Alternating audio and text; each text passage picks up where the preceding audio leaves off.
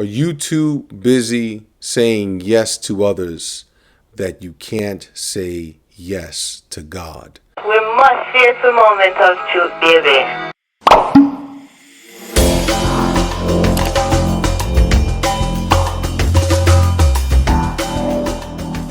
Family, do you know how to say yes to God? Because if you do, that means you know how to say no to others. And if you need some help, come on, stick with me here at 180 Truth. I want to provide you with a framework to say no. Family, thank you so much for being here at 180 Truth. And I want to encourage you to please go on ahead and to simplyaviance.com and help support this channel. Help me buy some coffee, which keeps me inspired and up and awake. Please go on ahead and check out simplyaviance.com for some really cool merch, some really great ideas to celebrate the guys and gals in your life. So go on ahead, please, and support the merch right now. Support the channel. Thank you so much for the consideration. Simplyaviance.com. Yep, that's my wife's name, Aviance. Simplyaviance.com.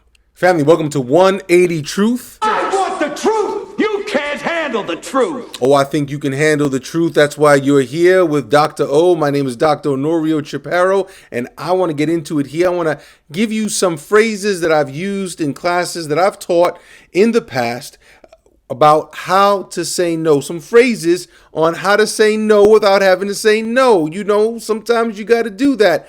But if you know how to do that because you're clear about the yes that's in your heart, a yes that you're saying to God and his purposes and his plans, and you know that sometimes you simply have to say no to other opportunities, no matter how good they look. So come on, let's get into it here at 180 Truth. So this is a document I found some time ago by Julie Hanks, and it's helpful phrases for saying no. Helpful phrases for saying no. Because sometimes, depending on who you're talking to, they don't know how to take no for an answer, or how should we say it? The no can be a little heavy depending on what's being asked, but you know in your heart that is something that is not in your range. It's not something that you're called to do. You have other priorities that have to take precedence. So come on, let's get into it here. Helpful phrases for saying no. This first phrase, I can't give you an answer right now. Will you check back with me? I can't give you an answer right now. Will you check back with me? So that allows you some time to really think about and weigh through whether or not you even want to say yes to this, what you're being asked to do.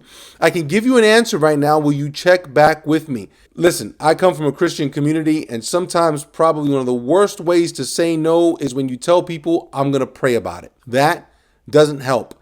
It doesn't help at all. But this gives the other person the opportunity to check back with you. Yeah, go pray about it. But don't just dismiss it and pretend the person never comes back.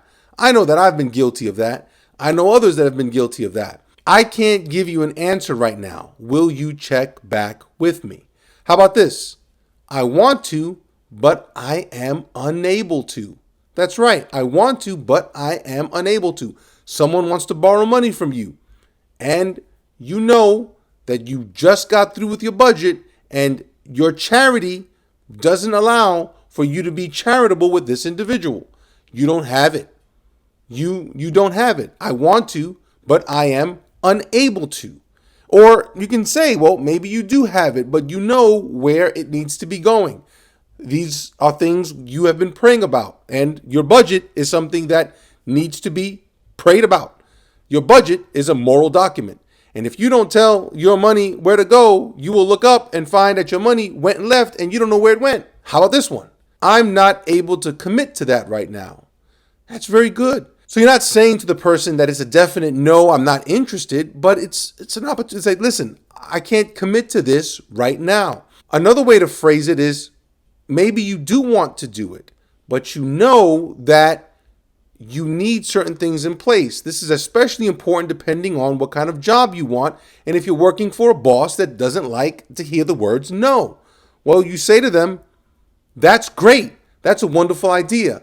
This is what I'm going to need in order to make it happen. And remember, when you ask big. Because if you ask too small, the boss will probably go ahead and try to limit it even further. So ask big. Ask for everything that you need and more in order to get it done. But otherwise, I'm not able to commit to that right now. How about this one? I really appreciate you asking me. Haha, look at that. I really appreciate you asking me, but I can't do it. I really appreciate you asking me, but I can't do it. That affirms the person. It lets them know, hey, thank you for this relationship. Thank you for thinking of me. Thank you for thinking you can trust me, that I'm capable, but I can't do it. And again, you can mix it up. I can't do it. I'm unable to do it. Depends on your situation, right? But it's more than just a no. How about this one? I understand you really need my help, but I'm just not able to say yes to that.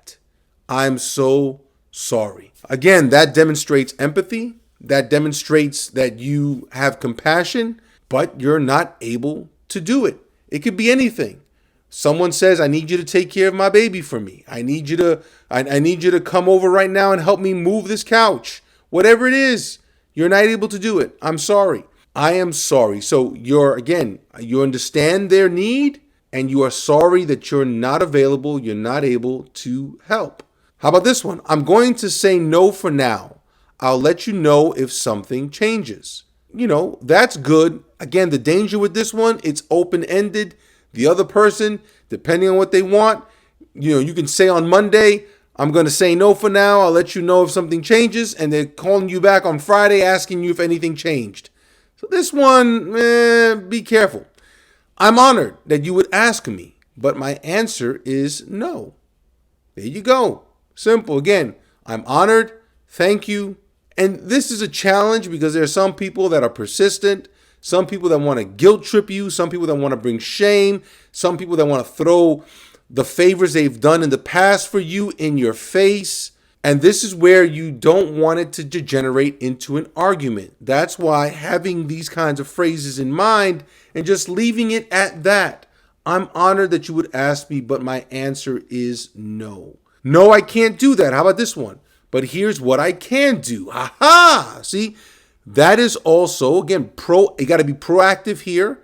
And if you're going to offer an alternative, then depending on the relationship, obviously, and depending on how you value your name and reputation, you want to make sure that you deliver. No, I can't do that, but here's what I can do. That's important. How about this one? I just don't have that to give right now. Incredibly important. I just don't have that to give right now. That's so good. And that's the truth, right? Sometimes we simply don't have it to give at the moment. Pete Scazzero, who I like a lot, he's done a lot of work out of Queens. New Life Fellowship was the church that he founded, now being pastored by Rich Velotis.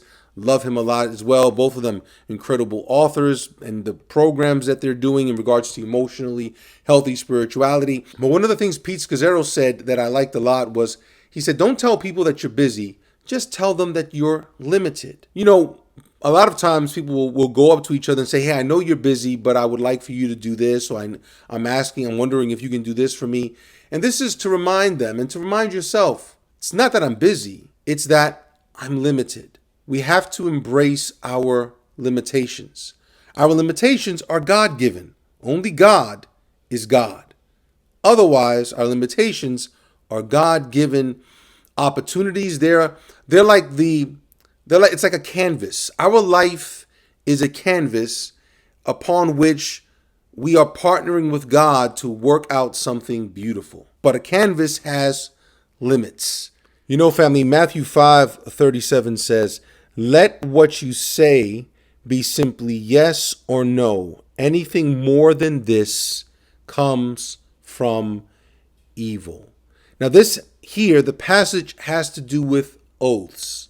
Let your yes be yes. In other words, and your no, no. In other words, let it come from a place that's genuine, that is authentic, and not driven by fear, not driven by anxiety, not driven by a pressure to make other people happy, to be a people pleaser. Let your yes be yes, your no, no, because you reverence God first and foremost. And what you do for others comes, we can sacrifice. Yes, be generous. Yes, be giving. But there's a place when it is inauthentic, where it is ingenuine, where we are lying about what we're doing, because what we're doing is coming out of fear, coming out of anxiety, coming out of shame, coming out of guilt. Let your yes be yes. Let your no be no.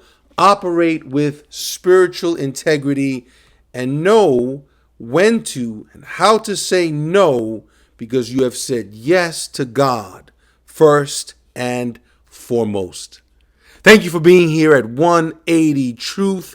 Please go ahead, subscribe, hit the notification bell, go on ahead and share this video, and please leave a comment. Let me know how you say no. I know some of you have no problem saying no. Maybe you simply need to work on saying yes. But that being said, let me know how you work on and having established your boundaries. Grace and peace, family.